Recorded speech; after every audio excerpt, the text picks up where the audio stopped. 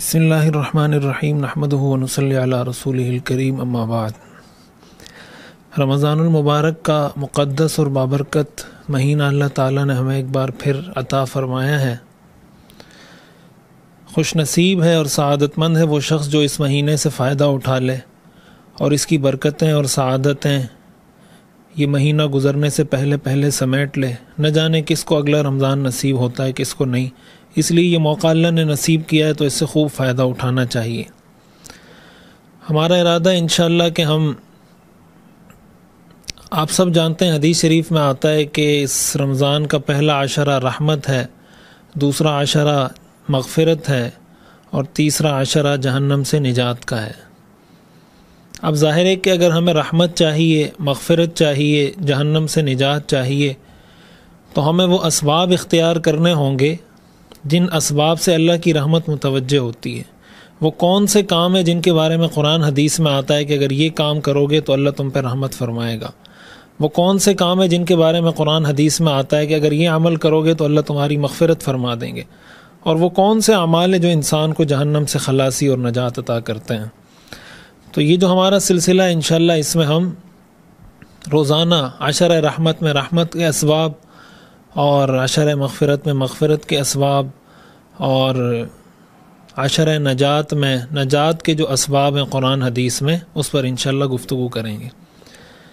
چونکہ پہلا عشرہ رحمت کا ہے تو سب سے پہلے ہمیں رحمت سمجھنی چاہیے کہ رحمت ہوتی کیا ہے اور اللہ کی رحمت کہاں کہاں تک پہنچتی ہے اور اس کا فائدہ انسان کو کیا ہوتا ہے کہ اگر اللہ مجھ پہ رحمت فرما دیں گے تو کیا ہو جائے گا۔ دیکھیں قرآن کریم میں آتا ہے وَرَحْمَتِي وَسِعَتْ كُلَّ شَيْءٍ، اللہ کی رحمت ہر چیز کو اپنے اندر سموئے ہوا ہے۔ دنیا کی ہر چیز میں ہمیں اللہ تعالیٰ کی رحمت کی جھلک نظر آتی ہے، لیکن ظاہر ہے کچھ لوگ ایسے ہیں جن پر اللہ تعالیٰ کا خصوصی فضل ہوتا ہے، خصوصی رحمت ہوتی ہے۔ ہم جب پڑھتے ہیں بسم اللہ الرحمن الرحیم تو رحمان اور رحیم میں اسی طرح فرق کیا جاتا ہے کہ کچھ لوگ ہیں جن پر عمومی رحمت ہے اور کچھ لوگ ہیں جن پر خصوصی رحمت ہے۔ تو اب ایک تو ہمیں یہ کوشش کرنی ہے کہ ہم خصوصی رحمت کے مستحق بن سکیں۔ اور رحمت کا فائدہ کیا ہوگا؟ حدیث شریف میں آتا ہے حضور علیہ الصلاۃ والسلام نے ارشاد فرمایا لن يدخل احد منکم الجنت بعملہ او کما قال، کہ تم میں سے کوئی شخص اپنے عمل سے جنت میں نہیں جا سکتا۔ صحابہ نے پوچھا ولا انت یا رسول اللہ، کہ آپ بھی جنت میں اللہ کی رحمت کے بغیر نہیں جا سکتے؟ حضور نے فرمایا ولا انا حتی یتغمدنی اللہ بفضل منہ ورحمہ، یہاں تک کہ اللہ مجھ پہ اپنا خصوصی رحم فرما دیں تو میں جنت میں جاؤں گا۔ اس کا مطلب یہ ہوا کہ ہم جتنے بھی اعمال کر لیں، جب حضور علیہ الصلاۃ والسلام اپنے بارے میں یہ ارشاد فرما رہے ہیں کہ میں اس وقت جنت میں جا سکتا ہوں جب اللہ کی خصوصی رحمت میرے ساتھ شامل حال ہو، تو پھر ہمارا اور آپ کا کیا بنے گا؟ اگر ہم وہ کام نہیں کرتے یا اللہ کی رحمت کو اپنی طرف متوجہ نہیں کرتے اور ہم یہ سوچ کے بیٹھ رہے ہیں کہ ہم شاید نماز پڑھ رہے ہیں، روزہ رکھ رہے ہیں، تلاوت کر رہے ہیں، عبادات کر رہے ہیں اور اس سے ہم جنت میں داخل ہو جائیں گے اگرچہ اللہ کی خصوصی رحمت ہمارے ساتھ نہ ہو، تو ظاہر ہی ہماری بڑی غلط فہمی ہے۔ تو ایک بڑا فائدہ تو یہ حاصل ہوگا کہ اگر اللہ کی رحمت ہمیں مل جاتی ہے تو انشاءاللہ اللہ کے فضل و کرم سے ہم جنت میں داخل ہو جائیں گے۔ دوسرا بڑا فائدہ یہ ہوگا کہ انسان کو دنیا میں اللہ تعالیٰ اس کی دنیا کی زندگی کو جنت بنا دیتے ہیں، اس لیے کہ جو انسان عمل کرتا ہے دین پر، من عمل صالحا من ذکر او انثی وهو مؤمن فلنحیینہ حیاتا طیبہ، کہ مومن ہو وہ مرد ہے یا عورت ہے اور شریعت پہ عمل کرے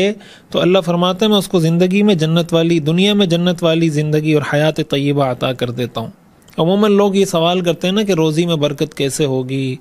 اور کاروبار میں برکت کیسے ہوگی، اولاد میں برکت کیسے ہوگی، پریشانیاں کیسے ختم ہوں گی، نحوست کیسے دور ہوگی؟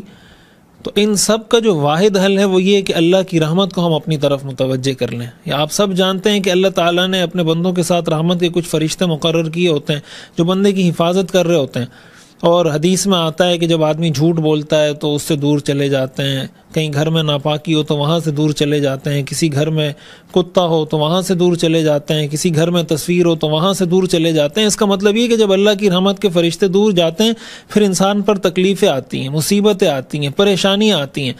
دنیا میں مشکلات اور پریشانیوں سے بچنے کے لیے بھی یہ ضروری ہے کہ ہم اللہ کی رحمت کو اپنے قریب رکھیں۔ ایک لفظ استعمال ہوتا ہے لعنت کا، قرآن میں جو آتا ہے نا کہ جھوٹوں پر اللہ کی لعنت یا کافروں پر اللہ کی لعنت، تو لعنت کا جو ترجمہ ہے وہ یہ ہے اللہ کی رحمت سے دور ہو جانا۔ تو اللہ تعالیٰ نے جو یہ فرمایا کہ جھوٹوں پر اللہ کی لعنت، اس کا مطلب یہ اللہ کی رحمت سے دور ہیں۔ اب آپ اندازہ لگا لیں کہ لعنت ہمارے ہاں کتنا سخت لفظ سمجھا جاتا ہے۔ اس کا اصل جو مفہوم اور ترجمہ ہے وہ یہ ہے کہ تم اللہ کی رحمت سے دور ہو جاؤ۔ اس سے پتہ چلتا ہے کہ جب انسان اللہ کی رحمت سے دور ہو جائے تو پھر اس کی دنیا مشکلات کی آماجگاہ بن جاتی ہے، اس کا گھر مشکلات کی آماجگاہ بن جاتی ہے، پھر قدم قدم پہ اس کو مشکلات ہوتی ہیں۔ تو یہ جو ہم سنتے ہیں نا کہ عاشر رحمت ہے، اس میں اللہ تعالیٰ خصوصی رحمت فرماتے ہیں اپنے بندوں پر، اور اس میں اللہ تعالیٰ کی خصوصی رحمت بندوں کی طرف متوجہ ہوتی ہے، تو اس کو اتنا ہلکا نہیں لینا چاہیے۔ ہمیں یہ پتہ ہونا چاہیے کہ ہماری دنیا اور آخرت کی کامیابی، دنیا اور آخرت کی پریشانیوں سے بچنے کا جو اصل مسئلہ ہے یا اصل پوائنٹ ہے وہ اس پر موقوف ہے، اس پر ڈیپینڈ کرتا ہے کہ ہم اپنی اللہ کی رحمت کو اپنی طرف متوجہ کر پائے ہیں یا نہیں، کیا ہم اللہ کی رحمت کے مستحق بن پائے ہیں یا نہیں۔ اگر ہم اپنے آپ کو اللہ کی رحمت کا مستحق بنا دیتے ہیں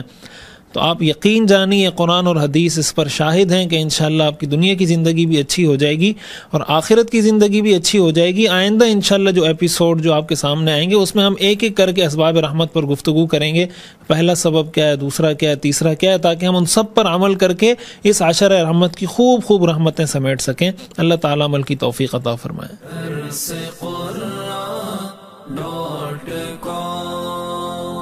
www.darsequran.com